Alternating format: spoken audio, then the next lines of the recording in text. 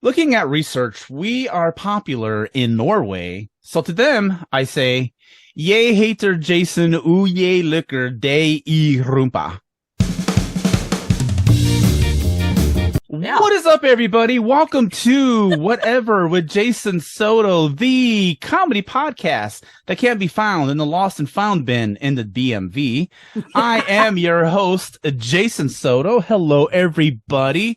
We are back. We're back for another week of wackiness. Joining me, her return, Lisa Sally Haynes. Hello, Lisa. Welcome back. Triumphant return. Triumphant return from your crazy ass vacation in Vegas. You went to Vegas, vacation. Gambled it all up, I hung did. out with Teller. I'm still broke. You did all the drugs. Yes, the man just would not shut up. I mean, you all understand how Teller is. The man does not shut up. He just keeps talking and talking and talking. I feel like I need ear surgery because he just talked my ears off. So, yeah, it's good. Glad to be back. Missed you all terribly. I'm glad you are here. And to fill in for Rob, who had to leave at the last second here, is our go-to, who I call our Al Roker. And I've explained that joke before. I've explained it before. If you don't remember, I am not explaining it again. I don't remember. And then at first I was like, what is he talking about? No, we had, and I was like, oh yeah. I think you've explained to me like 3 times now. Bear is back. Welcome back, Bear. Welcome back. Hi, thanks for not doing the weird intro with me. You're welcome. That's not the weird intro. All right, fine. How's the weather out there, Bear? No. Real quick, when Conan O'Brien started his talk show in the 90s, he was having a hard time getting guests. And so because he worked in NBC, he had access to the Today Show. So he would always get Al Roker to fill in for guests when he couldn't get somebody. That's the joke. Okay. So that's what I'm trying to get to today, you guys. All right. Hey, before we begin with the show proper, though, we got to get paid. We need money to fuel to run my gambling habit, Lisa's gambling habit, and to this well-oiled machine that we call Rabbit Hole Podcast. We got to get paid. So, I don't know if you guys knew this or not. I found this out very recently, you guys, that all the shows that we do here at Rabbit Hole Podcast are sponsored by Audible. If you listening at home and or watching on YouTube, go to audibletrial.com/rabbitholepod. You get to try it absolutely free for 30 days. You can download any audiobook, original show, or podcast that you want. After 30 days, you just pay $14.99 a month and you get access to more audiobooks, original shows, or podcasts. You can cancel anytime, and if you do, you get to keep anything that you've downloaded, so it is literally risk-free. audibletrial.com/rabbitholepod. If you use that link, you're helping us out here on the show and the network, and says, I support indie podcasts. Hell yeah. Yeah. And now, our second ad. Our setting, a movie theater, a person, a bear. Hey, Lisa. Oh my God. You want to go see that new movie, 65? A woman. Yeah, sure. And a drink. Yeah, I'd like an extra large sweet tea, please, with extra ice. That's a lot of liquid. Okay, and? Later, about an hour into the movie, 65. Oh my God. What? I have to take a piss. Then go. But what if I miss something cool? Like an explosion or a car crash? Well, I don't know what to tell you. Either you miss a cool scene or you burst your bladder. Oh, shit. Another hour into the movie. I'm in so much pain. Why did I drink so much? Look, just go. I'll tell you if you missed anything. No, the movie has to be like almost over, right? And another hour into the movie. Will this movie ever... It is at this point, this poor person's bladder explodes inside of them, causing internal damage. They pass out of the theater and instantly die. If only there was some way to tell when during a movie that you could leave and not miss anything important. Well, thankfully, there is. There is? Yes! It's called RunPee! RunPee! It's a free app you download on your phone, and you tell the app what movie you're seeing, and it will tell you which parts of the movie where not a lot is happening, called pee times, and you can freely leave to empty your bladder, get a refill, or just stretch your legs.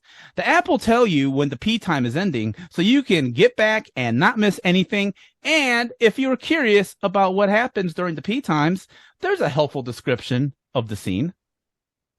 If only Bear had downloaded this app, they would still be alive today. Yeah, poor sap. Died as they lived, full of piss. RunPee! Get the app today and tell them whatever, but Jason Soto sent you. And they're not gonna do anything, because why should they, you ingrates? Now, if only the creator of that app was here to tell us how we did. Holy shit! Oh my God! Dan from RunPee! It's RunPee Dan! What's up, Dan? Oh man, thanks for having me on, guys. That's such a great little skit. Like, how long have you been doing that? We have been practicing that for weeks. I was in Vegas on the bar dancing, and yet I had my script pages in my hand, practicing my lines, making sure they were perfect. I just have to point out one little bitty flaw with that. Uh-oh, Jason. The movie 65 is like, it's an hour and 32 minutes long. It's the director's cut. It's a director's cut, and I'm counting the trailers in the beginning. Yeah. And there was, the film stopped. If you watch it forward and backward, then it would be about 3 hours long. All right, fair enough. Fair enough. All the research, actually, I think we forgot to check the length of the movie. Yeah, I think it might. Okay, so we're going to have to come back to this, but I think the movie 65 might have been more enjoyable to watch backward. Interesting. Dang. So like Tenet? So you have to watch it like Tenet? Yeah, okay, well, there's that. Never mind. No spoilers. No, so no spoilers, Dan. You haven't seen Tenet, Lisa? No, not Tenet for 65. Oh, okay. I was going to go see it today, but then I had a 5-hour meeting that I had to sit in, and I wish I was kidding. I could have used some RunPee times for that meeting. Yeah. 5-hour meeting. Wow. 5-hour meeting. Hey, Dan.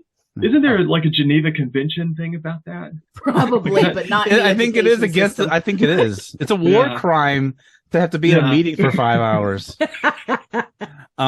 Welcome to education, my friends. Oh boy.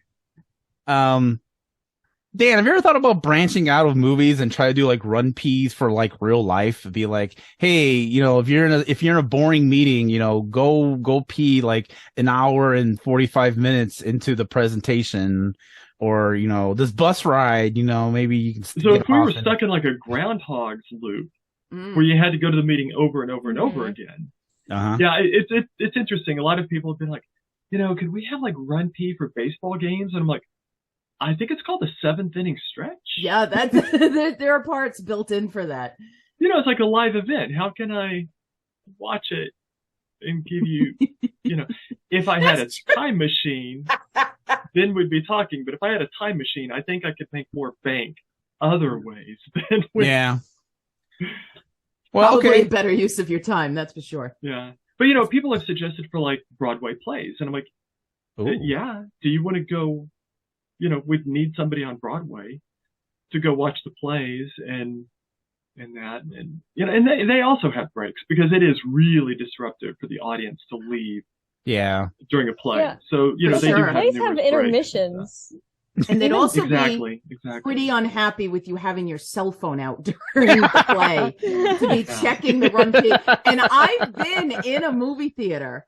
Because I've used the app for years, and I usually have it open even though I don't want to get up during the movie. I just kind of like to see when the RunPee times come up. Right. And there's nothing more entertaining to me than watching somebody get up and I'm like, oh, they're using the app. There they go. I don't need a Broadway show where like the entire front 4 rows get up at the same time and all leave to use the bathroom. I mean, I feel like the gig would be up, like. So we do need to point out that so you guys have been using the app, and absolutely. Have you ever ever felt like you were, I don't know, disrupting people by using the app during a movie? No. So I don't, because I deliberately sit in the back left corner of the movie theater. So there's nobody the back left. me. Okay. Yeah. So we're symmetrical because I always sit in the back right corner. My because people. Well, we're doing the P times, right? Yes. And so I've got my phone in this hand with a timer running, and I can kind of use it as a light as I'm taking notes. Yes. So anybody sitting to my left can't really see anything that's going on, and I won't be disruptive and stuff. So absolutely, I do the same thing. And I used to be a center guy. Yep. Like I would get to theaters back before we had assigned seats, right? I would always come in early and get the center. And now I've been doing P time so long, it feels so wrong. Mm-hmm. Like on the very rare occasion that we go to the movie theater to just watch and enjoy a movie, it just doesn't feel right. Like I feel like something's missing if I don't sit in the back corner. So, you know. You're about to learn this about me, Dan. I have a tiny bladder. This is why I use the app often. So I have to sit in the aisle seat closest to the door because I feel like I'm going to be bothering people constantly getting up and going around. So I try not to, sit too far in the back. Because I just feel like people are going to just be constantly seeing me go up and down on the aisles and stuff.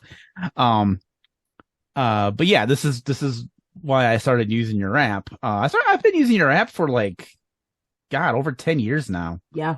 I was going to say, well, you can't say that you've been using the app for decades. Well, around, I'm approximating. But, it is this our 14th year? Like, really, can you think of many apps that are 14 years old? No. Not that I really use regularly like this. Yeah. Outside of the native apps, like, Google Maps and iPhones right. And stuff for non-native apps, man, there's not a lot of apps that were out before the RunPee app was. No, not at all. And I think you guys are very useful for people like me. Well, yeah, and we let people know if there's anything extra, and I mean we really go the extra mile. So 100%. there's been some competing apps that would tell you if there's anything extra, and they were kind of crowdsourced, and so it's kind of like a thumbs up and thumbs down. And we tell you, so I just give you, not a spoiler or anything, but for 65. I noticed because I looked you it noticed up. That? I did. Yeah, you get the anything extra. And you just get a little green check, or you get a red X, and that's all you need. You don't need to see what it is. You just know that something's there. You do if you tap on that. Yes. There's a details. It'll tell you what it is. 65, there's a time jump animation of changes to Earth for about a minute, and then you've got rolling credits for about 6 minutes. And there's nothing after that. And then I saw Champions last night as well. Oh. And that one, it had a 2.5 minute, not like a blooper, but kind of a blooper reel that runs for that. And then rolling credits. And then at the very end, there was an extra 30-second clip.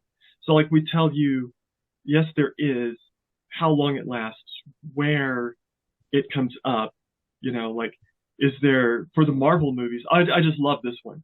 What people have been trained really well for Marvel to wait for the extra scene. And so there'll be the mid-credit, and then they leave. And then there's a few people using the RunPee apps, whoa. There's another extra scene. There's not one, but there are two. Oh. So yeah, we've become really popular because it's people just, even if they think to stick around for the extra, they miss the second extra.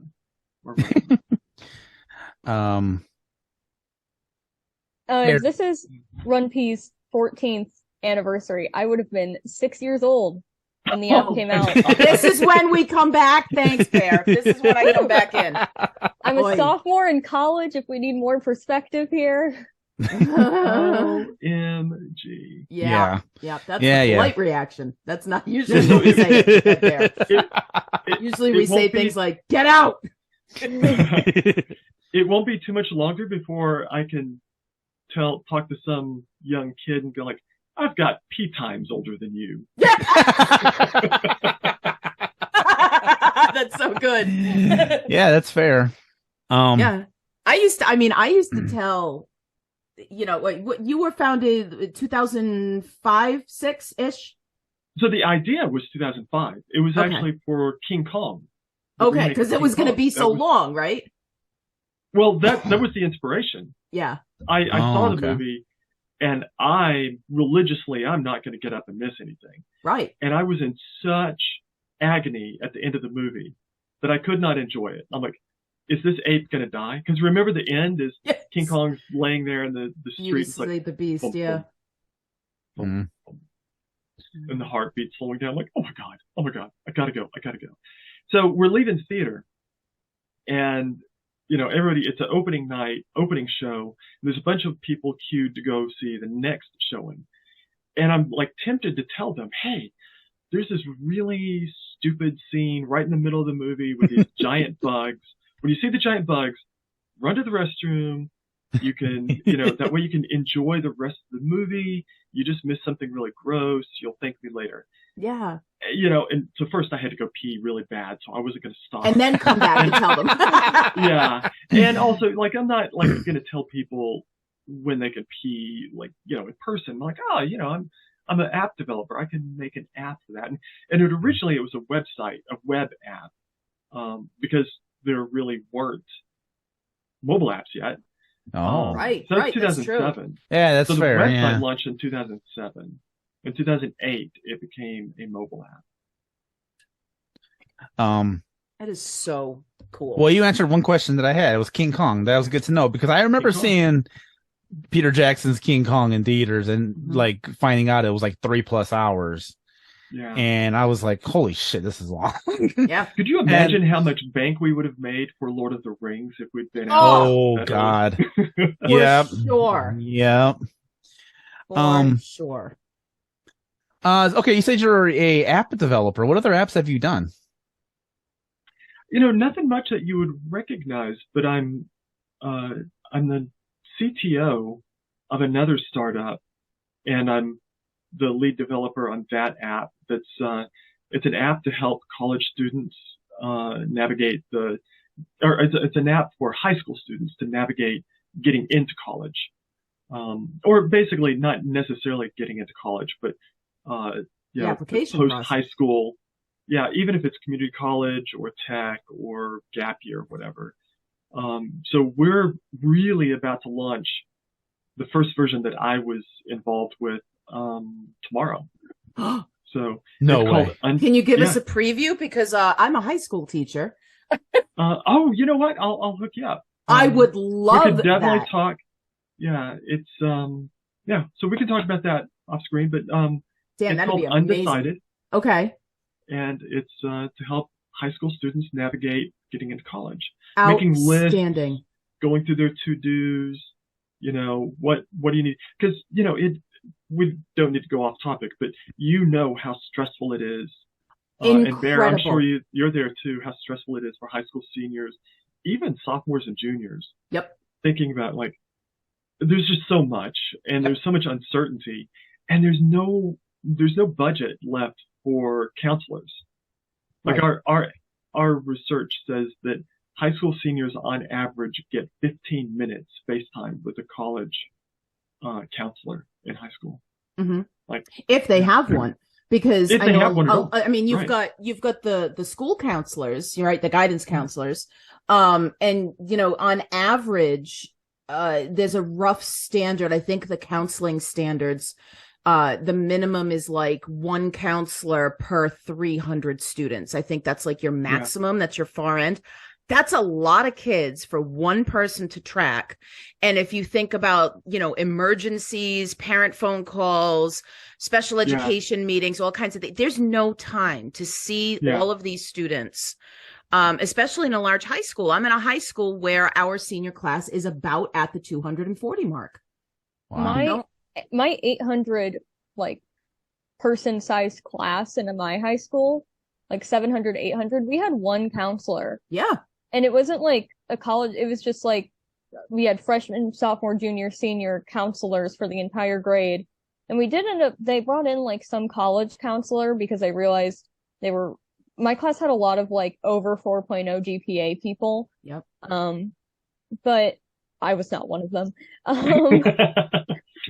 I was at like a hearty 3.5 or something, which isn't bad, but good. For where I was at, that was like, oh my God, do you not do anything?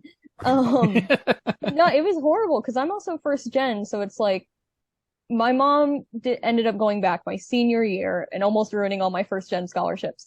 But she went back to college my senior year, but she did online. So she didn't know about like the physical application process since she was in high school in the 80s. And then like I didn't know what to do. And I'm running into that issue more and more, like talking about grad school with professors.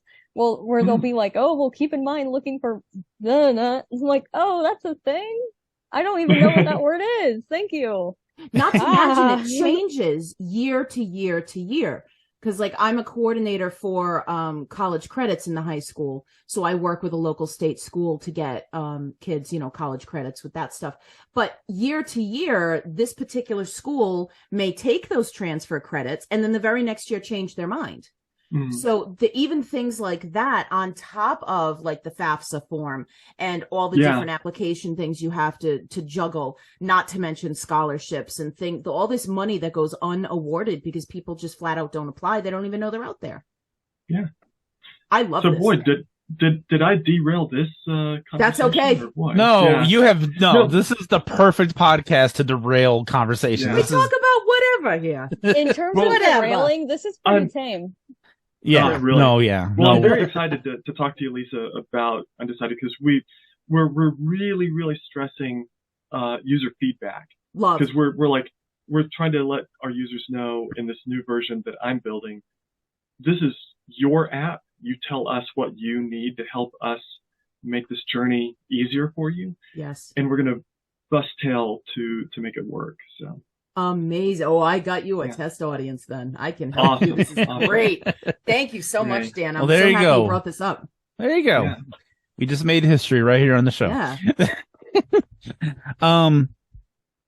So you go see everything in theaters, Dan. You go because you have to for the app. But is there like a specific type of movie that you look forward to the most? Yeah. Okay. So this is really interesting. We've learned that it's really hard to do P times for movies that, not just movies you don't like, but genres that you don't like. So I don't like horror movies. Okay. Like I don't like the jump scare in the dark, blah blah blah, the gory. I just saw Knock at the Cabin Door. Oh, Knock at the Cabin. Yes. Yeah. Excellent. I don't really consider that a horror movie. It's not. That's thriller or something. So that one I did the P times for that. It was in my wheelhouse to do. Mm-hmm. My sister, who sadly can't be with us tonight, hospital emergency. Yeah. She loves horror movies. So it's really funny when I'm watching previews and my wife are sitting there in the theater and there's a slasher movie or something. I'm like, oh, sister, yeah, you're going to be seeing that movie, not me. Yeah, honestly, like if it was left up to me, I'd be like, I'm sorry, dudes. I'm not seeing horror movies. I don't care how much you need P times for them. But yeah, we've got my sister, so that's covered. But yeah, I've had to step in for her. I remember doing the P times for the remake of It, and I had to say in the thing, I'm like, I think these are good P times. Like, I don't like horror movies, so like I don't know what somebody who's a big fan of this genre is going to expect. Right. So for, like I love science fiction. Mm. My guilty pleasure are the disaster movies. Love which almost uniformly suck, but Oh, they're great though. Movie. Yeah, yeah, fun. I know, right? Like that's a guilty pleasure movie. But yeah, I love science fiction. All the MCU, the superhero movies. That's basically like my responsibility to get those done. And I feel like I know, what's going to play. Although if it's something, that say has a big comic following, and I've never read comics. Yeah. And I don't know the deep history and the insider stuff. Then that can be a slight problem, because there could be something in one of the P times that to me is nothing, and others would be like, oh dude, that was like a callback to the original da da da da da, and you just ruined it. I'm like, that was really like, or like a certain character shows up. Oh, yeah, exactly. Yeah. So it'd be like if somebody's watching an MCU, the creator, this past Stan Lee cameo. Yeah, and you're like, oh, the scene with this old dude, that's a good P time. I'm like, no, Stan Lee scenes are never P time. Right. Yeah. Yeah, that's a good point. You don't want to miss the Stan Lee cameo. That's the whole reason why we went to those until he died. Yeah, that's the only reason Marvel is so successful, to see Stan Lee do his shtick. I don't know. I like those movies. I'm a fan of the MCU. They're fun, but it's like you said, Dan. I didn't grow up. That's a gap in my growing up knowledge. So I have a buddy who's like grew up on all of this stuff. So I sit through the movie and I use my RunPee app and I see the scenes, which everybody expects now after Marvel anyway. But go back to Iron Man and you look at the after credit scene.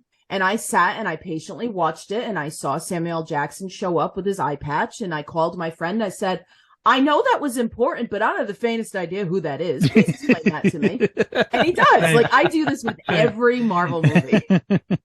That happened with me watching Venom, because I actually saw it in theaters with like my partner at the time, and we saw it, and I collect Spider-Man and Venom, and that's all I do for comics. I don't know anybody else but Spider-Man and Venom. So I saw the end of Venom 1 and was like, oh my god, it's Carnage. And my ex was like, I don't know what you're saying to me. I'm sorry. Like, I'm happy for you, but also like, the hell? Yeah. I mean, I knew the end of Guardians of the Galaxy. I knew what that movie was referenced. Some of the 13-year-olds in the theater didn't have the faintest idea who the Duck was. But, I sure as hell did. Yeah. I'm so spoiler averse, Dan. You'll have to forgive me. Like, I don't even watch trailers. So she does not watch trailers. I know. I wish. I won't do it. I gave up. When was it? 2017, I think. Rings is the first movie I did not watch trailers for, and I haven't watched them since. So there was a scene, if you've seen Rings, which you haven't because it's a horror movie and it's awful anyway. Christine would have seen it. But it's got Sarah Michelle Gellar, right? No, that's The Grudge. That's The Grudge. Oh, that's The Grudge. Okay, my bad. The Ring was Naomi Watts, and then she was in the sequel, and then there were like a couple, whatever. This one was nobody, but Vincent D'Onofrio showed up, and I didn't even know he was in the thing. So I'm sitting there suffering through this movie, and then D'Onofrio shows up, and I was like, oh my god, this great moment of delight, just because I had no idea he was even in it. Very simple things make me happy, Dan. There you go. Well, how do you get around not seeing trailers when you go to the theater? Do you just like stand outside until the trailers are over, or? No, so I'm a visual person. So I can hear the trailers and I'll forget them, but if I see them, it's going to stick. So usually what I'll do is I'll watch like the first couple of seconds. Usually it doesn't take me more than 10 at most, until I can identify an actor. And then I go on my phone to IMDb and I look up who the actor is and I figure out which film it is. And then I'll just throw it into my calendar. So essentially I distract myself. So I'm usually okay. The horror movies sometimes get hard, and the movies I'm excited about get hard because, something like Ghostbusters Afterlife, which got delayed and delayed and delayed, that ended up being almost 2 years of avoiding. And it got to the point where I started remembering what I was hearing in the trailers. But like Knock at the Cabin was making me crazy trying to avoid it because the book that it's based on, I love that author. I'm a Shyamalan fan, so I was really trying to avoid that. It was nice to see Shyamalan make something good. Yeah, I agree, but it also wasn't something he wrote. It was like, okay, and they changed that ending. I'm still happy with what it turned out to be. I think that movie was spectacular, and I really hope that more of that author, who is a math teacher in Massachusetts, as a matter of fact. Super nice guy. I hope more of his books get made into movies because he's a really, really great horror writer. So if Christine's a reader, tell her to check out Paul Tremblay because he's got some great stuff. I'm really face blind. And I don't watch movies often. I don't really know actors outside of like, I hate to say, but Willem Dafoe and Andrew Garfield, and that's just because I find them both hot. So two very separate Spider-Men. We don't need to think too hard about my taste in people. But like, I can't imagine seeing like a second of a trailer and being like, oh, that's, I don't know. Oh, well, no, I keep thinking of actors like Jennifer Lawrence. I know I like Hunger Games, so that still doesn't work. Yeah, no, and I'm pretty good for even some of the like the character, but see, that's my shtick, you know, like I'm big in movies, I'm big in stories and books, and you know, on a bar trivia team, if they have a round where it's visuals and it's like photographs and it's photographs of people, I'm usually pretty good. I always had like a built-in RunPee for like years now, because the only time I ever really see movies is with one of my best friends, and she works as a manager at a movie theater that she has worked at since we were in high school. Nice. And so she's like a film major. So she would watch these movies because she got free admission to the movie theater. So she watches these movies all the time. And so if we're watching a movie and I really want to leave, or if there's a part she knows I won't like, she's like, yeah, just go now. Just go. Just like, shoo. I'll just text you when it's over. Because she knows me and she knows the movies so well at this point. So I just I would use RunPee next time I go to a movie. Probably because it would be with Jason, who has to pee every 10 minutes. Yeah. I'm going to have Bear keep track of the RunPee app, and they can like nudge me and like, you know now. Yeah, shoo, go, run, be free. How many names did you go through before you landed on RunPee? Because I have to say that is the most brilliant name for anything ever. But I'm curious because, you know, I have trouble naming things. Yeah, we can tell admittedly, you know, Soto. Whatever with Jason Soto is probably not the best name for a podcast. But but RunPee is a very clever name. It's quick, it's to the point, you know, it's the three letters thing, and I appreciate that. So I was just curious, like, how many times did you run through names before you landed on RunPee? There were only two contestants. Oh. The other name that I wanted to use was OK to Go. Right. Okay. Pick the better and one. I think that would have worked. No, yeah, you did. I don't think it would have been as impactful. Yeah, I agree. You know, the problem with RunPee is that some people don't know that it means movie theater. It says nothing about movie. Not that OK to Go does either. But OK to Go is one of my favorite lines from a movie. Big, huge kudos to anybody who could get it. Do you want me to give you some hints? I'm going to need them. That's my Achilles heel. I can't do quotes out of context. Yeah, go ahead. I'm down. Okay, so... Okay to go. He's a sci-fi fan. Yeah, sci-fi fan? I'm okay to go. I'm okay to go. Okay, wait. Here, I'll do it like this. I'm okay to go. I'm okay to go. I'm okay to go. Okay. I'll give you another hint. It's a woman. There's a bunch of your listeners going, they're yelling. Oh, they're yelling at us right now. 100%. Yeah. There's going to be messages in the group chat later. Like, how'd you guys not get that? Morons. How come you didn't get this? Absolutely the case. I'll give you one more hint. Okay. Jodie Foster. Is it Contact? Yes. Okay. Oh. See that I can do. I went like right to I pictured the scene. Okay, I got that. Yeah, she's like, I'm okay to go. I'm okay to go. I'm okay to go. Okay, and so cool. I wanted to go with that, but the domain was taken. And so I bought the domain in 2005. I had the idea in 2005 after seeing King Kong, kicked it around, thought about it, bought the domain because really, even in 2005, it's hard to come up with 6 random letters as a domain that is a .com that's still available. You know, like run egg. Nope, that's taken. Yeah. You know, like just pick something. Like there's just not a lot of any 6-letter combinations that are available. And so I'm like, okay, let's go and get this, and I'll think about it. And I got a job at Microsoft, and I worked in the Xbox division for a couple of years, and so that kind of kept me occupied.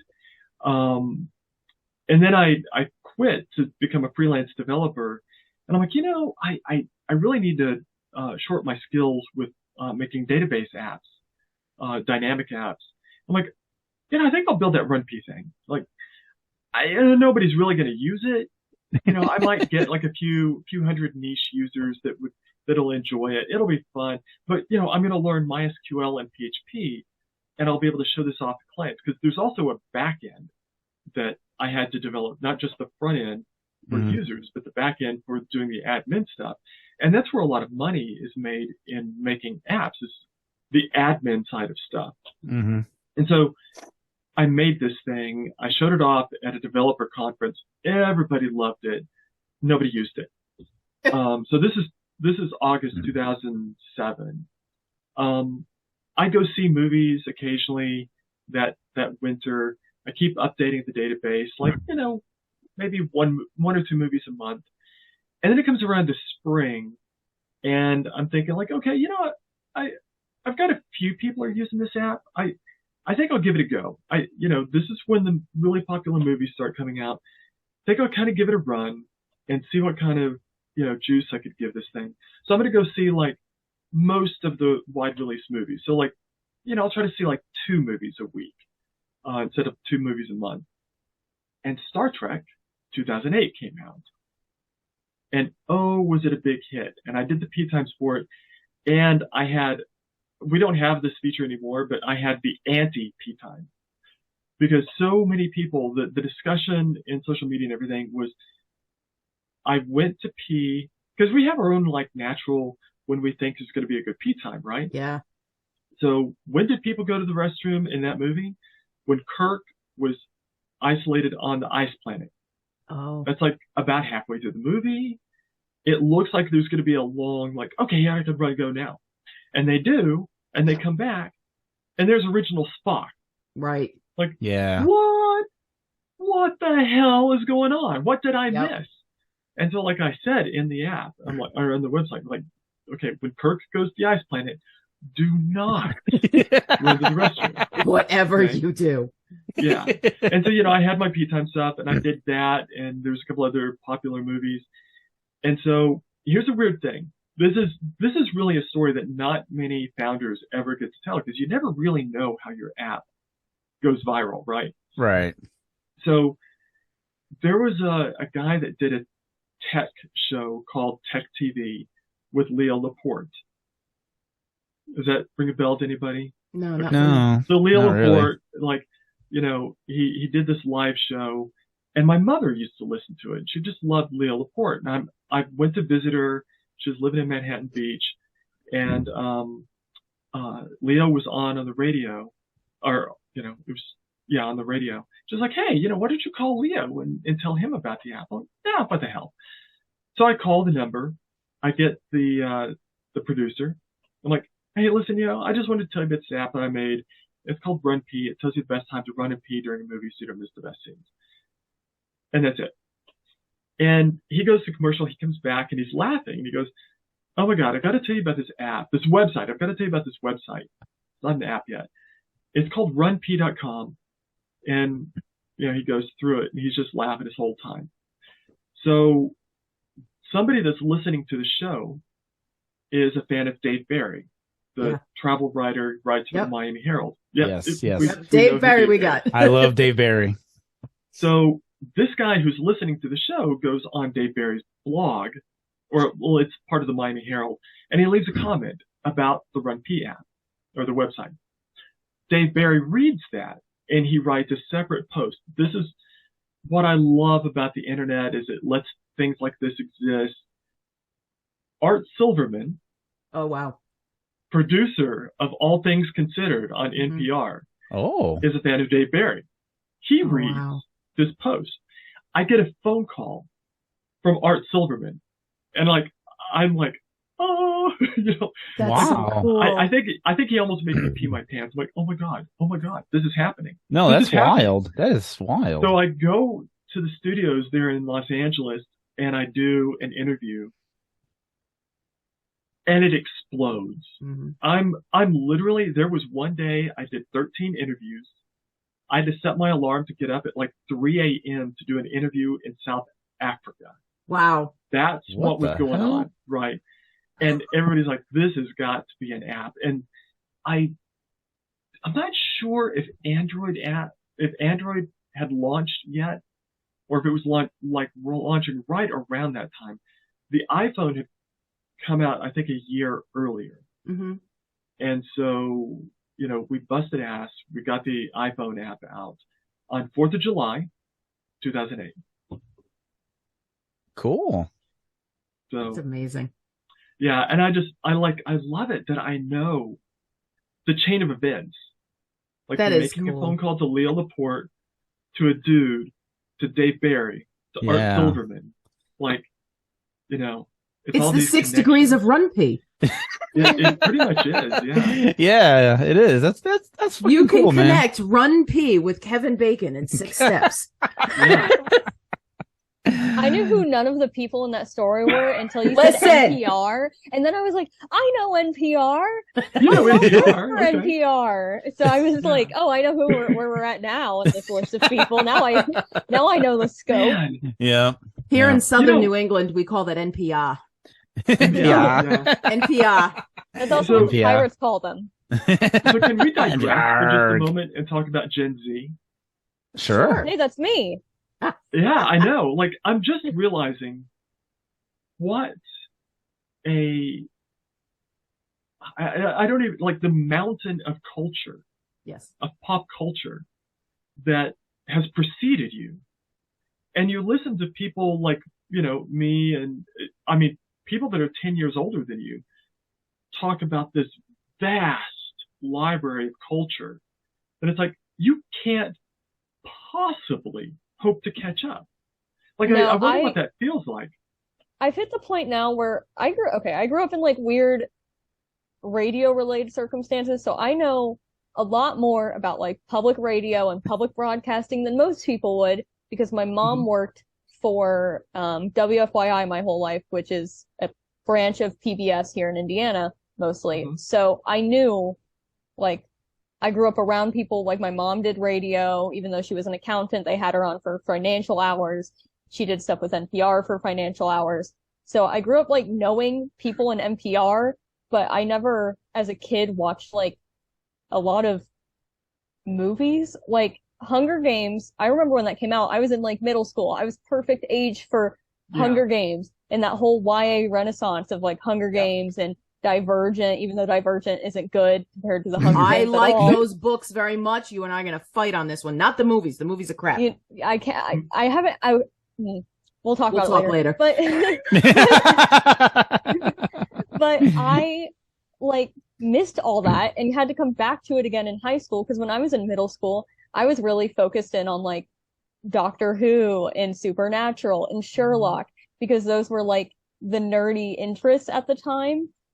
Yeah. So whenever Jason talks about I don't know, mixed references, I either have to Google them or I just let him go. And I'm like, context clues, I'll figure it out later. He'll say stuff to me and I'll look at him what the fuck did you just tell me? Because I think he's insulting me. I referenced Empire Records earlier today. Yeah.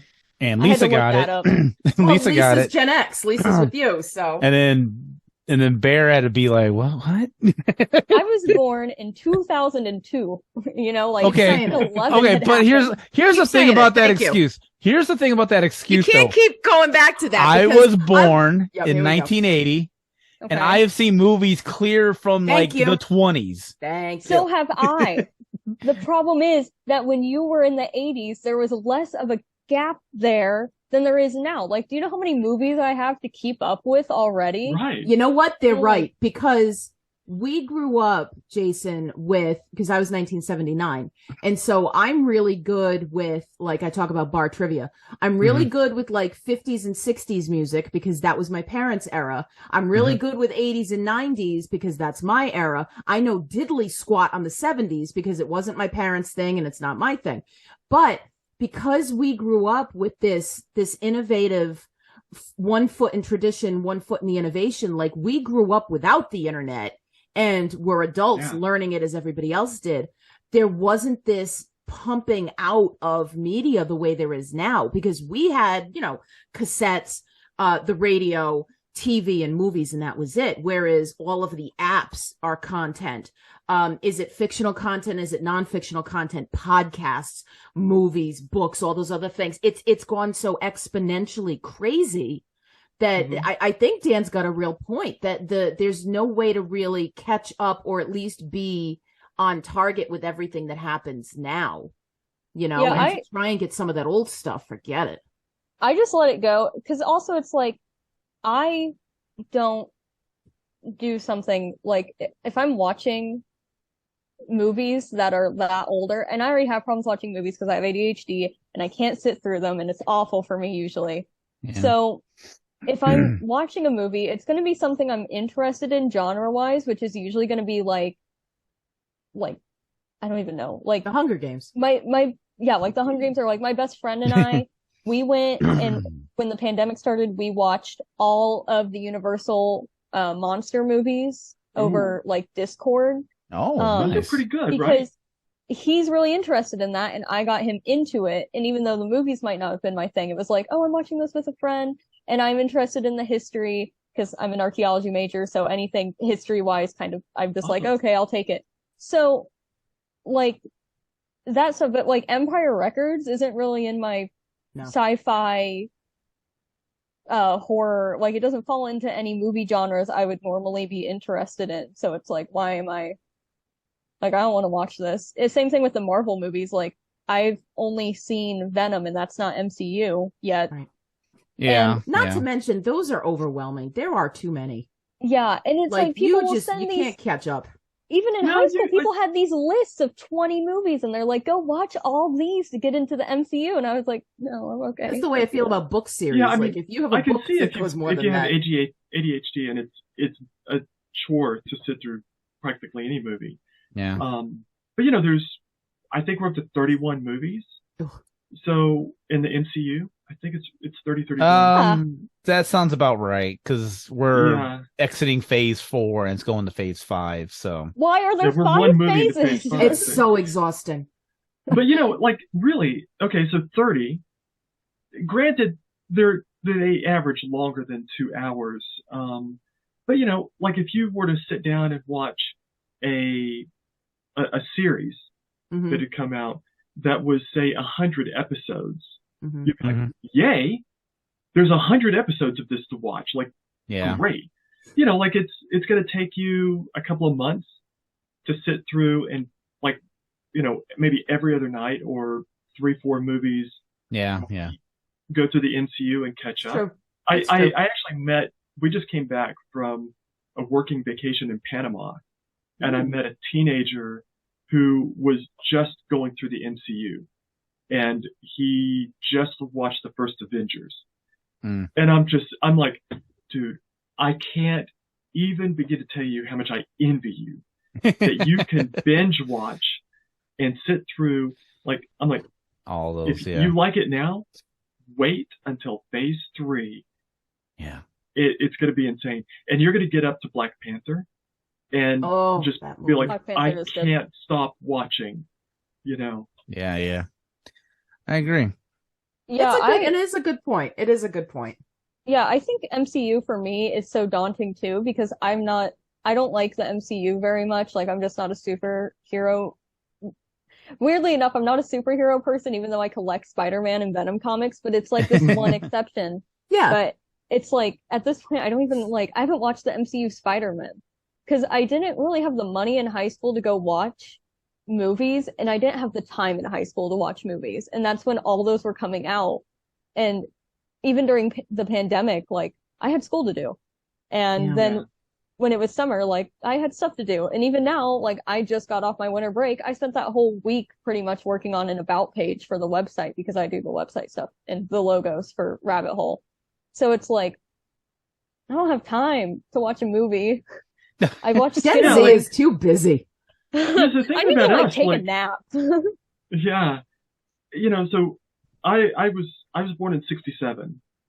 You know, and so I grew up there. You wanted to watch something, and I guess you guys kind of experience this too. Yep. You want to watch something, you are there at the TV when it airs, or you don't. Yeah. You know, like your world. If I was a Star Trek fan, Star Trek TNG, and like everything revolved around being there to watch. Absolutely. Because there is no missing it and catching it later. Right. Yeah. Because there's no telling when it would have gotten rerun either, or if. Exactly. Right? Like you think maybe in the summer during those down things, but you never knew which episode they would choose to rerun. And, you know, we've got digital technology and all that's great. We had VCRs that would record. Yes, we did. If you were brave enough to trust. Exactly. Exactly. I can't begin to tell you how many times I've wanted to burn the house down. Yes. Because the VCR didn't record the thing it was supposed to record. Yep. Yeah. Like it, or football or baseball ran long. Oh my God. Those were the sports. Yeah. And so you recorded it. Ruined it. Yeah. So you on did a record. Sunday night, a Stephen King miniseries was gonna air, and it got eaten into because of football that ran long into overtime. Right. And so you come home and you're like, okay, I'm gonna watch it. Yes. And you start it, and there's the football game that's going for 15 minutes. And you're like fast forwarding. And it's like, okay, so great. I just missed my recording is gonna go for this, and I'm not gonna see the last 15 minutes of my show. Yeah. And you can't. It's gone. Yes. Right. Yeah, I never had this issue because my parents got divorced when I was like right before my 3rd birthday, so like 2005. And even then they fought over the DVDs, like the box sets of like 6 Feet Under and Jonathan Creek, and they had all the Matrix you know, so what the like hell is Jonathan Creek? Dawson's Creek? Oh man. No, it's Jonathan Creek. It's a British TV show. Oh, all right. It's a magician and he lives in a windmill. But it's like one of my mom's favorite shows. Okay. My mom never loves heard of British this. television. Yeah. Cool. All right. I'll bring it over sometime, Jason. But I'm looking forward to that. I remember when I first got into like watching things myself. Yes. At that point, if you like recorded something on TV, it recorded the show slot. It didn't record a set time. So my mom would like record Criminal Minds. The old DVR. Yes. Yeah. And then TiVo. We had a VHS at my dad's for a little while, but I grew up in a time where like, I remember my dad had a flip phone. My mom had one of the phones with the slidey keyboard things that are super cool and I love. Yep. And by the time I got a phone when I was in 6th grade, because again, my parents were divorced and I went to a school that was far away. So my mom wanted me to have a phone. I had an iPhone 5C. It was blue. I remember it. And like at that point, Netflix was a thing. I watched all of, like when I got into Doctor Who really by myself in middle school, that wasn't just classic Who with my dad. I was watching it on Netflix because it was on Netflix still at that point. Rest in peace. Yeah. And like My Little Pony, when I got into that in elementary school, was on Netflix. I watched it on like my iPod Touch. So I never grew up in a world that didn't have like streaming, or at the very least like an easier, like I never was a part of the I mean like this right now kind of deal. Netflix, I mean, obviously when Netflix was brand new, it was like, you know, you'd get the DVD, you set your wish list on the website, and you would either pay for like, well, at first it was 3 DVDs. That was it. You'd get 3 at a time. Yeah. And then they started doing like different membership levels where you could get 2 or you could get 1 or whatever it was. But I remember my very first month, and I want to say it was 2002, 2003 was my first year with Netflix. I've been a member for that long. And I got 17 movies in the month of June because school ended. And I remember being over the moon because Netflix had M and it had Peeping Tom. Like, these were my first movies that you couldn't get at like your local Blockbuster, rest its soul. You know, like you couldn't get them because nobody had those old classic movies except a mom and pop store if you were lucky. Yeah. So does Netflix have your history all the way back? It does. Yeah, you have to dig for it, but you gotta. It's there. That is really cool. It is. Yeah. So like you said, you got M, which I'm like German expressionists. Yes. Okay, my friend and I watched that during our like classic horror, because my friend is also big into like old horror movies and just like classic Freaks, Todd Browning. That's where I got it. And we watched that movie and we just like found it on Archive and watched it that way. And I'm like lightly fluent in German, so I still will go just like, oh, Google M movie. Okay, time to watch it. But I remember when Netflix, they had everything. And I remember going to Family Video before that with my mom, before those closed down. I never had Blockbuster ever in my whole life. But we had Family Video, so we got like Willow there. Yes. That's the movie I remember. We couldn't find anywhere except for Family Video was Willow. And we were like the only people to ever check it out. I love it. But now all the Family Videos are like Dollar Generals, so... Yeah, this is true. They turn all the Family Videos down here into Dollar General for some reason. It's really weird. It is they weird. Still have the obelisk. Yes. It's like, it's like, it's kind of like when they turn like a Pizza Hut into like an optometrist, but it still looks like a Pizza Hut. It's still a Pizza Hut, yeah. Absolutely. Oh, I miss those days. And I miss the days of the Stephen King miniseries. Me too. Those were an event. Those were the movies. Oh, yeah. So you've got like the original It Bear. You've got Storm of the Century, which was actually written specifically to be a Stephen King miniseries. Salem's Lot was a miniseries. The Stand was a miniseries. Tommyknockers was a miniseries. The Langoliers, a whole bunch of them. I got them on my DVD shelf. And it was an event because you'd have like the Sunday night movie. And then if it was one of these, because the man writes Kitten Squishers for books, you would have at least 2 nights. So it'd be half of it on Sunday and then half of it on Monday. Yeah. And, you know, it was 3 nights. The Stand was 4. 4. It was really long. And they were evil because what they would do is you would watch Sunday, Monday, Tuesday. They would skip Wednesday and you'd have to watch the end of it on Thursday. Yep.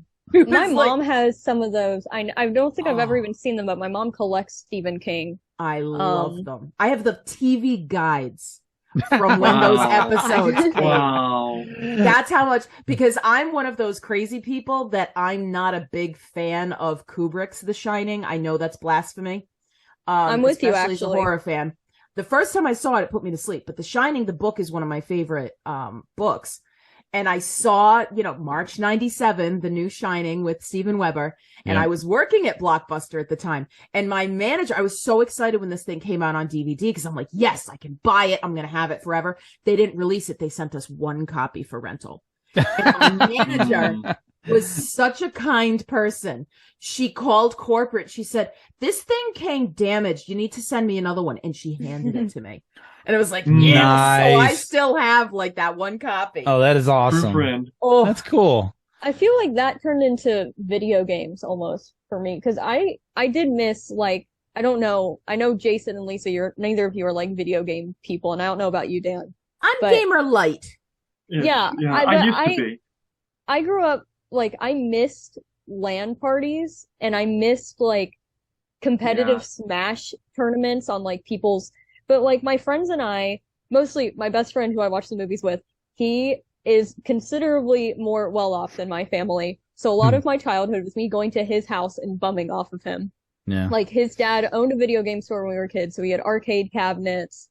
But video games were, like movies you could just stream, whatever. But video games, even now, it's like, you can't just, like... I mean, you can pirate games, but you can't pirate, like, AAA. So when I was a kid, that translated to... we're all going to go over to this person's house who just got this new game, and we're going to take turns playing it. Like, I love when The Sims 4 came out. Yes. Oh my God. We met up and we each made our own character and we had them live in a house and we killed all the husbands. Like, it was great. You create the pool and you take away the ladder. You make a room and you take out I did all of this. I still play The Sims 4. I love it. Yeah. And like we had DSs too, and you couldn't. So like I could stream. I had Netflix on my Nintendo 3DS in the 5th grade, but you can't like stream video games. No. I mean, I guess like you can watch YouTubers play, but that's not the same thing. Yeah. So like I feel like the movie nights kind of thing got replaced with like we're gonna lay on the floor and play video games that otherwise only one of us can afford because the rest of us are broke asses, and this is a $60 game and we're 12. Yeah. No kidding. Yeah. Yep. I wish, like, having RunPee in the 90s, man. That would have, I mean, my friends and I mean, Jason, I'm sure you've got a similar experience. You know, like, we would all go to the movies as a pack. Yeah. Once we started driving, forget it, because we would all go to the midnight show on a Friday night, and we would take up a full row, and we would all just sit there, and then whichever idiot got the giant freezy, right, like the icy, and had to climb over everybody to go pee. Like, you wanted to kill him and be like, you're going to climb over that way because you're not getting by me. Like, you know, seeing like Titanic and seeing Titanic would have been great. Right? Like Independence Day. Independence Day, yeah. In the movie theater, you know, like I remember seeing Space Jam and American Pie. And I mean, oh my God, so many movies from the 90s. But, you know, that's still, obviously people still go in groups. Yeah. Because we don't advertise for the app because our users are just, well, we don't have enough money to advertise for the app, but people just love to talk about it. So that's one of the absolutely unintended benefits that the app could not have been successful, except that it's a good story. And so if you use the app, it's so easy to be in a conversation with friends and it comes to movies and you're like, oh my God, I got to tell you about this app, because it's not really controversial. It's not like you're bringing up religion or politics. Right. Or anything. Right. So there's really there's no pushback on it. And you're giving somebody useful information that's also quirky. Yep. Like it's not something that there's a lot of. And so anytime there's a movie that comes out that is, you know, your typical blockbuster, the kind of movie that people are going to go see it with a group of friends, that's when our downloads, you know, spike. Mm-hmm. They spike up because that's it. They're sharing it with people in the movie theater. They're sharing it with people in line. Yes. That's how we grow the user base. We do talk about it all the time on this podcast. I talk about it every year every with episode. My students. Yes. I mean, for years. That's cool. Why I goof. Like, my brother is the one who started doing RunPee. Like, and so I've been goofing and saying that for years. And so I would talk to my students and I would say, you guys have to get these 2 apps. Like, there's RunPee and there's Just Watch. I tell them about now. Oh yes. But RunPee, and I'm like, and I would always say, like, there's this really cool, what's it called? It's called RunPee. And they go, why are you saying it like that? I'm like, because it's fun. And then I would show it to them and they're like, this is great. And so many of them would download like right in that minute. So like if in September you're getting random like spikes of downloads in Southern New England, that's me, because I'll tell every class, every time I talk about some movie and they go, I haven't seen that. I say, put it on the list. You need to see this movie. So they have a list in their notebooks that they write down the movies that I've mentioned that they haven't seen. See, that's something we need to add to the app, right? Is the like ability a watch list? What I want to watch. Because we usually add movies to the list right before they come out so that we know when we're going to go to the theater and get the P times. Because I don't know how many people obviously if you go to movies on Thursday night, you don't get to use the app because we're at the movies on Thursday night. You're there then. I would say we try really, really hard for the blockbusters where we know there's going to be the diehard fans that are RunPee fans. They're going to be there to see the new MCU or whatever. We try very hard to get P times prior to its release in America. So we've got a movie critic in Los Angeles who helps out. Awesome. And we've got a guy who's a fan who helps us out a lot. He lives in Britain. So he can, but they don't show movies as early as they used to in Britain. No, they usually get them way after us now. Yeah. And, you know, something they used to do with the MCU that they've changed is all the MCU movies used to come out internationally a week earlier than it it came out in the United States. I don't know why. And it doesn't seem like they do that anymore.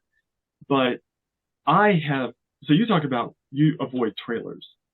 Like, I've had to, for my fans, I remember downloading Avengers Ultron.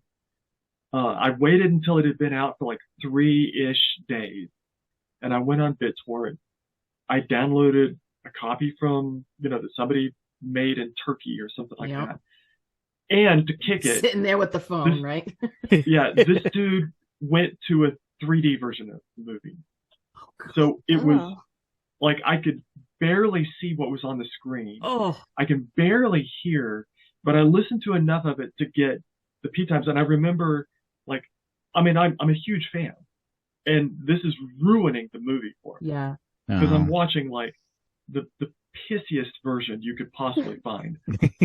And no pun intended. I got up to a point where I found, like, because there's no point in having a P time 5 minutes before the movie's over. Yeah. We usually stop about a half hour. Yes, like, I've noticed that. We try to find our good last P time. And so I found that good last P time. Like, that's it. Not watching anymore. Turn it off. I don't know how the movie ends. I can at least enjoy that much of the movie. Okay. So, yeah, I've done that when it's available, but movies usually come out, worldwide. I was fortunate. My wife is from China. And so when we would travel back to China, I can only stay in China for the first 3 years of our relationship. We had to bounce back and forth between the U.S. and China, because she can only be in America for 6 months of the year. And I can only be in China for 2 months at a time, but I could leave and come right back. So, like, literally going to Hong Kong counts as leaving the country and coming back. Yeah, I know, weird. Like, so totally off topic, but if you are mainland Chinese, you have to have a passport to go to Hong Kong and come back. So anyways, we would plan our vacations around, let's go to Hong Kong. What did we see? We saw Logan. Okay. We saw Logan in Hong Kong. So, and that's 12 hours, 13, 14 hours. Actually, no, it's 12. It's exactly 12 hours time zone difference between the East Coast and China. Yep. So, we're seeing it 12 hours ahead of time, get the P times in, get all that done. We were in Singapore for the Guardians of the Galaxy 2, Beijing for Wonder Woman. And we got to see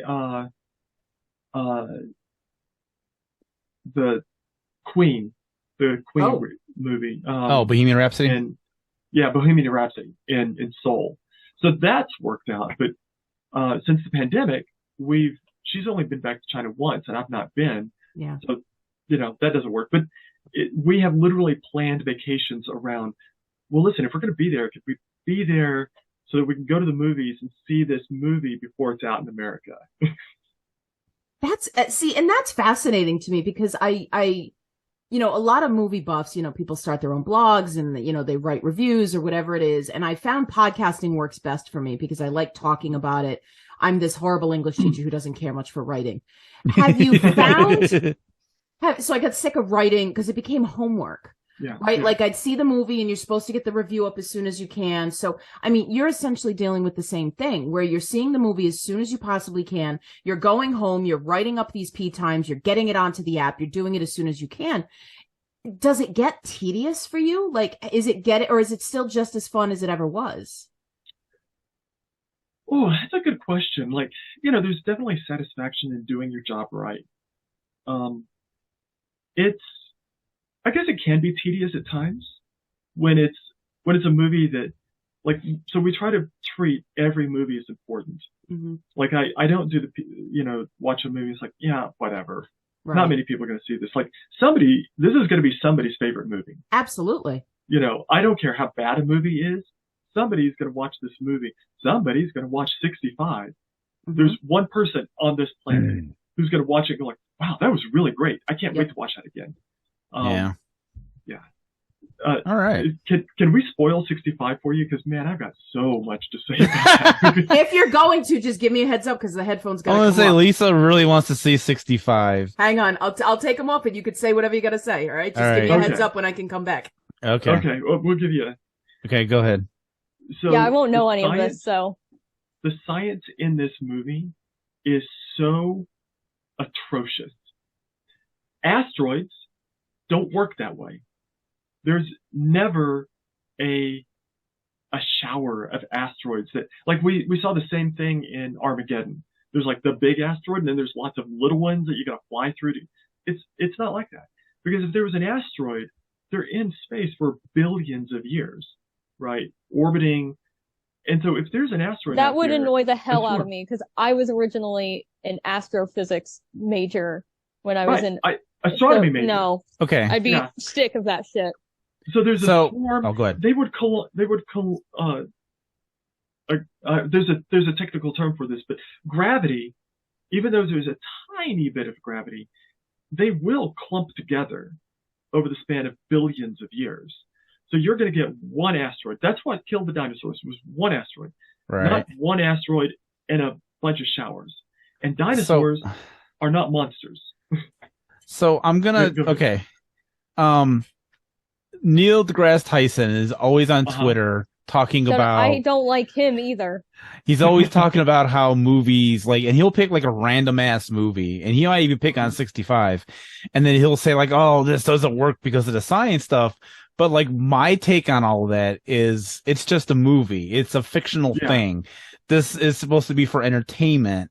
We shouldn't be thinking that deep about, counting asteroids and stuff like that. It's just, to me, it's just a fun thing, and it's a science fiction movie. So, take that with a grain of salt, so I think it's also just the difference between knowing, because like if I didn't know that, would that bug me? Probably not. But it's like how I have trouble watching Indiana Jones, even though they aren't like objectively bad movies, but because the whole time I'm like, this is bad archaeology. This is awful archaeology. He would be imprisoned and shot for this by other archaeologists. Like, this is horrible. But like, I don't know. I'm of the opinion that I'm also like a hard sci-fi fan. Like, I like hard science in my world building versus like, so if something is like scientifically sound, I'm like, okay, yay. Okay.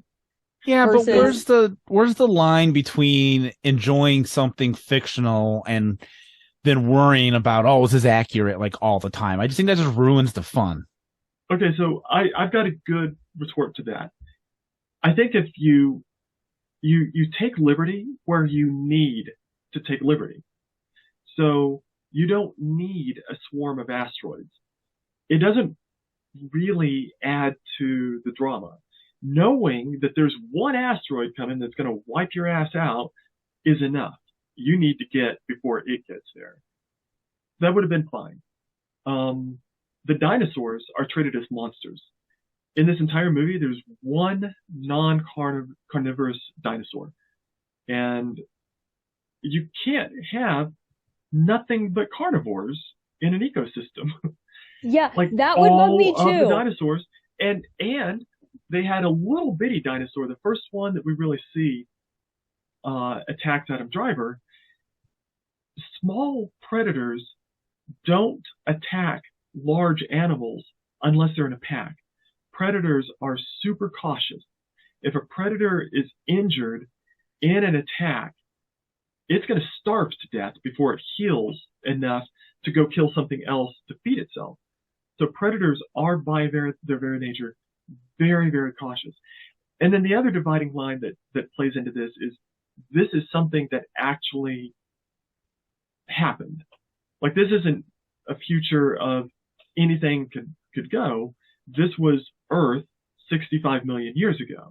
Yeah. So it's like with Jaws making people scared of sharks. Like, they're allowed to take liberties, but I know we've talked about this before in like other circumstances as like a group, as like Rabbit Hole Podcast as a group. Mm-hmm. But like, if you are discussing a topic, you do kind of owe it to your audience to be as accurate with that as possible. Even for like misunderstandings like what happened with Jaws, where people were suddenly freaked out by sharks that otherwise don't really give a shit about them. Lisa could come back. Lisa, I guess Lisa I could come have back. texted. Yeah, we can talk about the subject without talking about 65. Okay. So, I appreciate this. I really am this crazy about it because I like to see everything brand new for the first time when I sit there. People. Yeah. Oh, you're in the right place. Though. You came to the right. They're not passion. You're not crazy. Yeah. Right. You are at the right podcast. That. Let me tell you. All right. I just love a good story, and I love watching it all unfold all in one shot. So. I agree. Okay, we got to wrap up this segment here.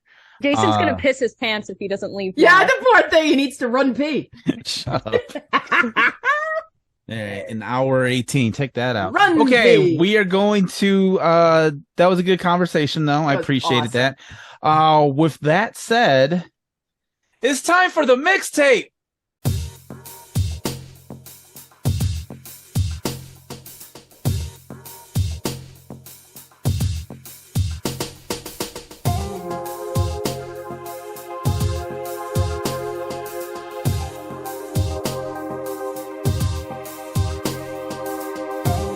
This is a segment of the show, just to explain to new listeners, because I think Dan's going to be getting us some new listeners. Yeah, we're going to have a big spike in downloads. Thank you, Dan, for the new listeners. Yay. Are there going to be run P times? Are there going to be P times for this episode? Are you writing the P times down? Anytime Jason talks, you can just... You're not missing anything. Aww. And then parentheses, dick jokes. Okay, this is a segment where I am making a giant, and I mean giant, mixtape on Spotify, and us as the hosts, we add a song every week, and when we have guests on the show, I ask them to present a song that we can add to this mixtape.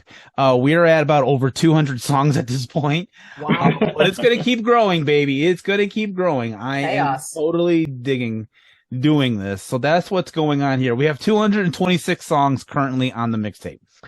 And this has gone through several co-hosts and guests and stuff like that. So Dan, I'm going to have you start, cause you're our special guest. Bear's just a guest, but Dan is Hey, look, I'm just the random co-host that nobody cares about, so it's all right. See if you get a ride next time I'm home from school, motherfucker. Okay. Well, as long as you don't turn on Lyft. Okay, anyway, Dan, what song are you presenting onto the mixtape today, sir? Okay, can I, I'm not going to sing. No. Can I give you lines from the lyrics until you guess what the song is? Sing. Yes. Do what you want to do. If I sing it, I think you're gonna get it right away. Okay. Oh, okay. That's okay. Go ahead. So, and this is what made me laugh before we started the show. The lyrics to this song are perfect. Okay, this isn't the first line of the song, but it's in there. Pissing the night away. Chumbawamba, baby! Yes, right off the bat. That's awesome. Something. That's awesome. Good pick. I love that song. Bear's like, what? I guarantee Bear. No. I bet Bear has heard, just doesn't know the name. Yep. It's been in movies. I didn't know the name. It's been. Oh, I was obsessed with this song. I was the random alt rock, like one hit wonders that nobody knew. Yeah. I was all about those in the 90s. I'm going to age myself here. So I remember the day it debuted on MTV. I was at my grandparents' house watching MTV because we were having a cookout, and they were like, brand new song from a band from, I think they're Irish. I think they're from Ireland. Yeah. And they're called Chumbawamba. I don't know what that means, but here's tub thumping. And I remember watching like, what the fuck is a Chumbawamba? Yeah. And then the video came on, and it's an interesting video. If you ever seen the music video. And the album is like that baby face going. Yes. Yeah. I'm looking at the baby face right now. And I remember like, when that debuted. And so I remember when that was brand new and fresh. And I remember they tried to have a second hit called Amnesia. That's how fucking old I am. I remember they were trying to have a second hit and it didn't pan out. Yep. Anywho. So Go ahead. So this song, I actually picked it because it plays a role in the movie Champions with Woody Harrelson. Oh, okay. He went to my school. Oh, no way, really? Cool. Yeah. Yeah. So yeah, he's just real quick. It's about what you'd expect from a nice, heartwarming movie. With Woody Harrelson in it. With Woody Harrelson in it, like, yeah, it was nice. It's not going to be anybody's favorite, I don't think, but it's a good Woody Harrelson vehicle, really good message. Good. And something that is, okay, so I'm going to forget the phrase because I actually just learned this last night. Actors with disabilities, there's a special term, but they definitely, as a community, don't get enough attention. No. So this is a great vehicle. And what I really, I don't know the story behind this, but I went, because I'm doing the P times and I've got to look up the characters. And this is really common when you're doing a movie and there's some characters in there that, they've not been in much. And their IMDb page is like, they don't even have a picture, something like that. But that's common. Somebody went through the effort, because a lot of the actors in this movie, at least 4 or 5 of them, have nothing else to their credit except for this movie. Everybody's got a very nice headshot. Everybody's got a really nice bio. I love it. Like somebody went through the effort to make sure all of these actors are really well represented on IMDb, because this is, this is also how the industry will find these actors to put them into other roles and stuff. So, yeah, I love hearing to the that. crew for doing that. Yeah, Lisa, Jason, and other people who listen to this and like rabbit hole people know this, but I'm disabled. Like I have a really kind of severe like chronic illness, like use a cane and such. So I always appreciate in movies when they cast actually disabled people as disabled, because then it's like, because it's like they exist. It's just no one wants to go find them. Yeah. The actors are there, and they get people, to learn how to portray. No, get the people. I agree with you. That's amazing. That's a cool pick, Dan. That's good. Thank you. And surprisingly, it's not on the mixtape, so thank you for that. Oh, hey, there we go. Yeah, it's not. That's tough. I didn't even check that. Bear. Night away. And that should be your slogan. I agree. That's in my head now. What you doing? Yeah, just pissing the night away. Pissing the night away. Bear, what do you got? You're going to be our second mixtape participant, so what do you got? I picked a song that I know you like because you told me you liked it when you were in my car. So, because it just came on like my Spotify and you were like, oh, I like this song. So I added it to the mixtape list. But it is Spinnin' by Maisie, who is an artist probably none of you know, but she is newer. She had a song get really popular on TikTok, which oddly enough isn't how I found her. But she has since released a debut album, which Spinnin' is not on because I still haven't listened to the new album. But she's cool. Cool. Okay. I do remember the song you're talking about, and I remember I was like, I actually like this. You were like, wow, this is kind of nice. And I was like, this is really? pretty good. All right. It is. Yeah, I dug it, and I did ask you what it was, so thank you for the refresher. Looking forward to it. And now that's going to be added to the mixtape, I will be listening to it more, so thank you. So that's going to be the mixtape picks for the week. People listening on the podcast version will get to hear those. Unfortunately, I cannot put those onto the YouTube version. But you can pause the YouTube video, go check those out, and then come back.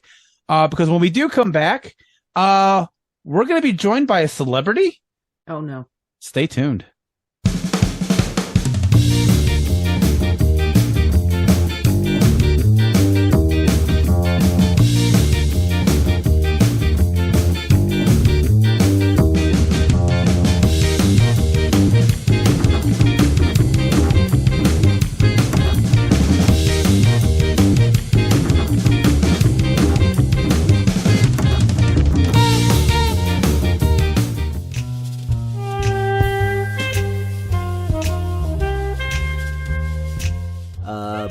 Agent Ryan? Agent Thavern?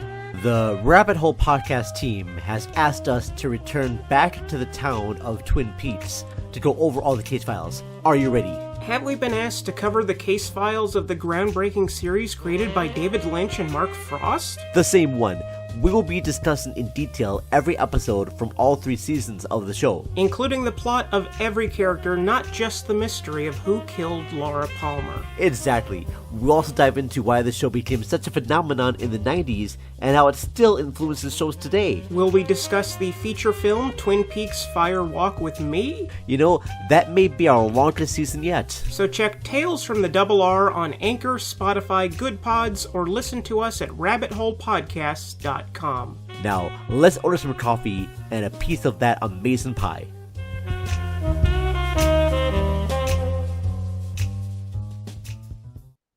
Okay, hey, we are back. So we have the developer of a app called RunPee, which is affiliated with movies, and I thought, you know what? Let's tie all of this together, shall we? I thought let's get a movie star to come on the show. And this way, Dan could say he talked to a movie star. That's nice of you. And so, you know, I figured I rooted around the internet. I went on Twitter, and I tried to find, you know, someone. You treat your guests so well. I try. I definitely try. Sorry, things are being difficult. Okay. That's how celebrities are. So I found one. Ladies and gentlemen, the star of the #1 film in America, Cocaine Bear. It's Cocaine Bear. Hello, Cocaine Bear. How are you? Thank you for joining us on the show. I'm glad you took time from your very busy schedule to be here on this very special occasion, because we have a new friend, you know, here, you know, who's a fan of movies. So I want you to meet Dan. He's a developer of RunPee. Say hi.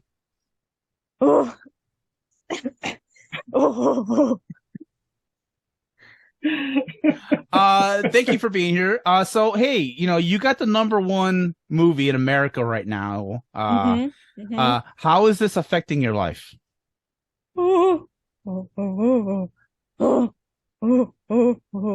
Work-life balance.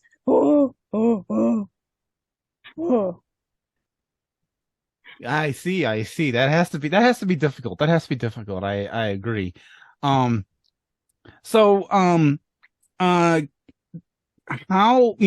did you prepare for the role of said Cocaine Bear? Like, did you actually have to do a bunch of cocaine to get into the character?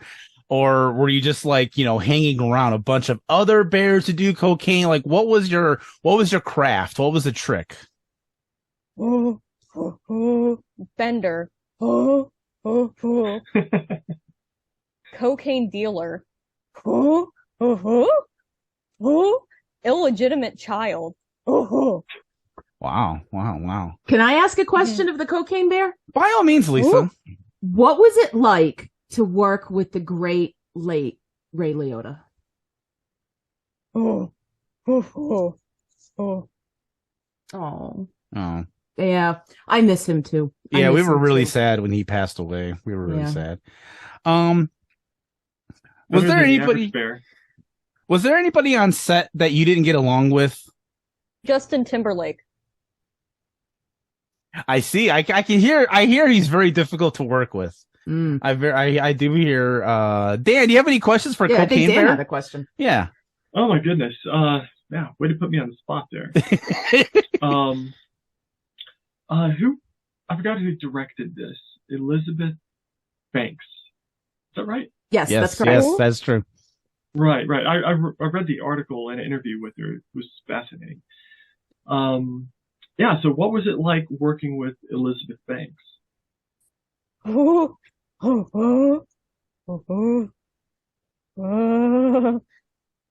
Really? Googling. Wow. Effie Trinket. Oh. Really? Really? I had no idea Cocaine Bear was such a fan of the Hunger Games. Really? Yeah. Good crossover. Yeah. So, okay, well now, Cocaine Bear, I gotta ask, are you gonna be in more movies? Like, are you gonna be showing up in other movies, or are you gonna just be in Cocaine Bear sequels, like, for, like, the rest of your life?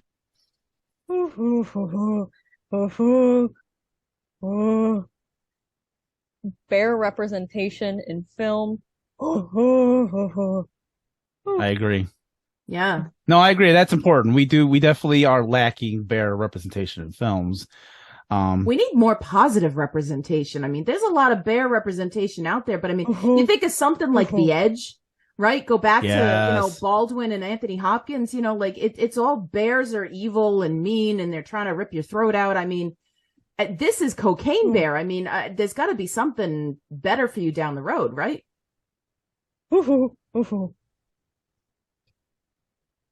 Okay. I'm excited. I think this is cool. I want to, Good get, Jason. Good get. Hey, I wanted a movie star. We have Dan from RunPee here. It's incredible. I don't know if Dan has ever met a celebrity, but here you go. You get to talk with Cocaine Bear. This has made your day. Yeah, I don't think I've never met him. I don't recall meeting a movie celebrity, but quite a few. I went to the University of Arizona, and so I knew a lot of the basketball players who later became stars. Okay. Yeah. That's cool. So, okay, Cocaine Bear, is there anybody you want to work with in the future? Meryl Streep. That would be that'd be good. What a goal. Absolutely. Now, would you want to like try to break out of the action comedy style and try to do like a pure drama or like a romantic film? Okay.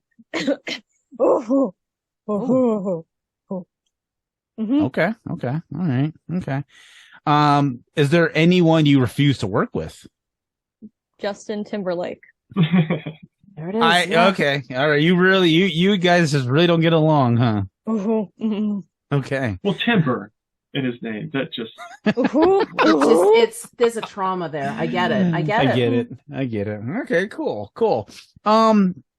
Did you get invited to the Oscars? Because I know even if you're not nominated for Oscars, you still get to go. Did you get your invitation to go to the Oscars? No. Oh, that's sad. Those Oscar people are really narrow-minded. They just, the inclusivity is really a problem. We really need to work on that. Really, Oscar's so human. It's really just not okay. Exactly, Lisa. Well, so okay. I think Cocaine Bear's agent is waving at us. I think they have another interview. I think Howard Stern is waiting for Cocaine Bear. Yeah, I was just gonna say, you had a very short amount of time with us, Cocaine Bear. I wanted to say thank you for being here. I did want to give Dan maybe one more chance if he had another question before you went, because Dan is also a guest. I didn't want to exclude him. Do you have anything else for the Cocaine Bear, Dan? Oh gosh, nothing comes to mind. And I've got lots of bears in my backyard. So. Oh, do you? Yeah. We hang. Yeah. Wait, hang on, Cocaine Bear. Wait, Cocaine Bear, are you currently dating anyone? Justin Timberlake. Oh my goodness! Oh. Shocking revelation here today. Did we just get an exclusive? I think we got TMZ on this? We did. TMZ is going to be pissed at us. Oh my goodness. Harvey Levin's going to be there with this stupid Tumblr and be like, what podcast broke out the news about Cocaine Bear and Justin Timberlake? We're coming up in the world. So, all right. Well, Cocaine Bear, I'm going to let you go. Thank you for stopping by. Yeah, of course. I hope you all have a great night. See you guys later. Yeah, you've been a great guest. Thank you, Cocaine Bear. All right. That was cool, you guys. We don't get a lot of very famous creative people, on the show. I've been trying. That was the first time a celebrity actually wrote back to me and said they would come on the show. Amazing. Absolutely amazing. Wow, I can't believe I missed the cocaine. I can't believe I missed the Cocaine Bear special. Bear, you missed it. You didn't pay attention to the P times. I did. I'm sorry. Yeah, you came back late.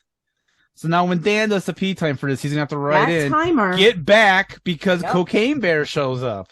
It's fine. We're distant cousins. I'll just hey Coke. You call him Coke? Hey, CB. Wouldn't you? I feel like we've officially jumped the shark on this episode. What do you think? I don't know what you're talking about. This is probably the best episode ever. My throat is like shot from this stupid job. This episode, a 5-minute bit. This episode of whatever is going into the Library of Congress. I guarantee that. Yeah, it is. 100%. Okay, we're gonna wrap up the show here because anyone listening and or watching, we are going to be doing a Patreon exclusive with Dan. We're gonna hang out with Dan a little bit more, and Dan, he emailed me and he's like, movies. I'm a movie buff. I know all about movies. So we're going to test that and we're going to do some movie trivia, but he's going to go against our very own Lisa Sally Haynes and we're going to see who's the better movie buff. So that's going to be the Patreon exclusive. So, patreon.com/rabbit hole podcast for $3. You get to see that very exclusive clip.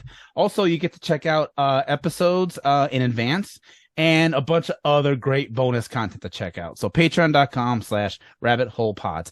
Dan, I just want to say, in all sincerity, you've been really fucking cool. You are so awesome. I loved having you on the show, talking to you, picking your brain about app development and movies and everything. You are so awesome, man. Thank you so much for doing this. Oh, thank you so much for the opportunity. I love thank you for the app. Movies and and thank you for creating the app. Incredible app. Seriously, I'm not joking. I'm not saying this because you're here. I do use that thing every time I go to the movie theaters. I bring up the movie and it's very easy. It's very intuitive. Anyone can get it. So thank you, Dan. Thank you. You are so cool. And Christine is welcome to come on anytime she wants. We're gonna bring her on. Just let her know she can come on whenever she wants. So okay. All right. With that said, let's wrap up the show. Whatever with Jason Soto is hosted by me, Jason Soto, and Lisa Sally Haynes, and stepping in, Bear. Thank you, Bear, for stepping in as the guest co-host. I can be found on Twitter at Famous Comedian, on Instagram at I'm_Famous Comedian, or you can email the show at whateverjasonsoto@gmail.com. Go check out our Facebook group, facebook.com/groups/Rabbit Hole Pod. And you can follow Rabbit Hole Podcast on Twitter at RabbitHP. Also, go to rabbitholepodcast.com and just check out every show we got there. We got tons of content. There's a podcast for everybody. If you're into books, you're into TV shows, you're into music, you're into movies, we got you covered, man. We got you covered. rabbitholepodcast.com. As for this show, this part's changed a little bit because Spotify and Anchor messed things up over the past week and things are weird. So you can still find us on Spotify, maybe on Anchor. I don't know, but we are definitely on Amazon. And if you have an Alexa, you can say, Alexa, play whatever with Jason Soto podcast. And it will play the latest episode of whatever. We're also on Apple and Google. Follow the existing Anchor links and they will take you to the original show page. Okay, thank you. All of the links on the website and on Twitter. I just got a scary email from Anchor, like, we're changing, and I'm like, oh man, you know how many shows I got on you? They changed to Spotify for podcasters, but you can still follow the old Anchor links, and they will take you to the exact same place. Okay, thank you. Thank you. I appreciate you as always. The mixtape intro song was made by a friend of the show, Lackey. Thank you so much, Lackey, for making music. The beginning and ending song is Liam Lynch's United States of Whatever from the album Fake Songs. Speaking of Patreon, Dan, good Patreons. One of your competitors is a Patreon member. He runs a website called aftercredits.com and it is run by a man named Chris R. Scandal. So I just wanted to throw that out there, but he gives us money. So thank you, Chris R., but thank you, Dan. Are you throwing shade at Dan after he sat here with us for almost 2 hours? I'm good. I also want to thank the Vern. Thank you so much. You, Dan. Thank you so much, Vern. The globe-trotting adventurer known as Silent Partner. Thank you so much, Silent Partner. Thank you, sir. Nimrod Forrest. Thank you so much, Nimrod Forrest. Carl. Such a good screen name, I'm telling you. Thank you so much, Carl. Richard Kirkham. Thank you so much, Richard Kirkham. This is going to look really terrible, but Bear is a Patreon member. Thank you so much. I am. Favoritism. We're going to start having random guests from Patreon. And the other reason why I say that, too, is because we also got a brand new Patreon member. It is our friend Brenda, who is my co-host over at the FBI's Most Unwanted. Oh my God! I promise it is not a thing for Rabbit Hole podcasters. Like money laundering. Is this a problem that we need to be checked into? It's not a thing. They just did it on their own free will. I live in Crime Town. Don't forget.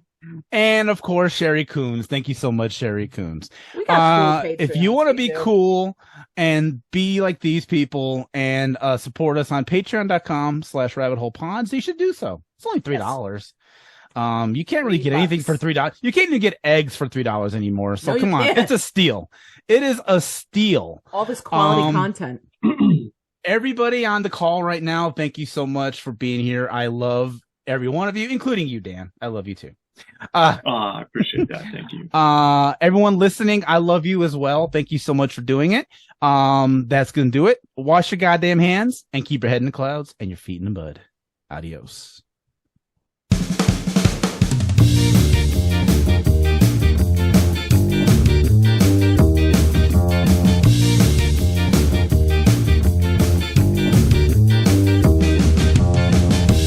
Copyright 2023 Rabbit Hole Podcasts, rabbitholepodcasts.com.